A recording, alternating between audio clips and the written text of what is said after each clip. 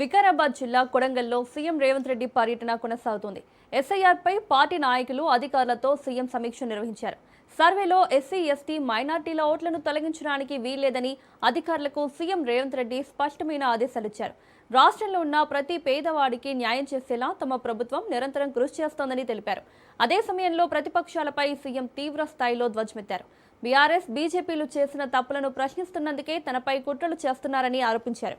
BJP బీఆర్ఎస్లు రెండు వేర్వేరు పార్టీలు కావచ్చు, కానీ వారిద్దరి అంతిమ లక్ష్యం మాత్రం ఒక్కటేనని రేవంత్ రెడ్డి విమర్శించారు.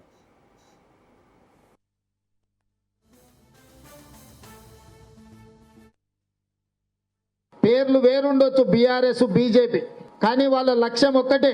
వాళ్ళ దృష్టిలో ఒక్కరిని అధికారంలో నుంచి దించింది, ఇంకొకరిని అధికారంలోకి రాకుండా ఆపింది ఒక్కడే అని ఈరోజు కొడంగల్ ప్రజల మీద కక్ష కట్టి బీఆర్ఎస్ బీజేపీ వాళ్ళు కొడంగల్ శాసనసభ నియోజకవర్గంలో కాంగ్రెస్కు ఓట్లు వేసిన వాళ్ళ ఓట్లు తొలగించడం ద్వారా మనల్ని దెబ్బతీయాలని ఇలా కుట్ర చేస్తున్నారు. కొడంగల్ శాసనసభ నియోజకవర్గంలో 2,51,255 ఓట్లు ఉన్నాయి మన నియోజకవర్గంలో. ఇప్పటి వరకు ప్రక్షాళనలో తిరిగి నమోదు చేసుకొని అర్హత పొందిన వాళ్ళు 1,96,620 ఓట్లు ఇప్పటి వరకు ప్రక్షాళన జరిగినాయి.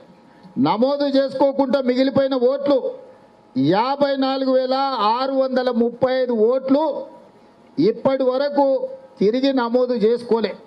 మీరు ఏమి అనుకుంటా ఉంటే ఇవి ఎంత శాతం అంటే 78% ఓటర్లు తిరిగి నమోదు చేసుకురు. మరి 22% ఓటర్లు ఒకవేళ కొడంగల్లో తొలగిస్తే మనం గెలిచింది 35,000 ఓట్ల మెజార్టీతో. మరి ఇవాళ 54,635 ఓట్లు తొలగిస్తే మన గెలుపు కంటే ఇంకో 20,000 ఓట్లు మనకు మైనస్ అవుతున్నాయి.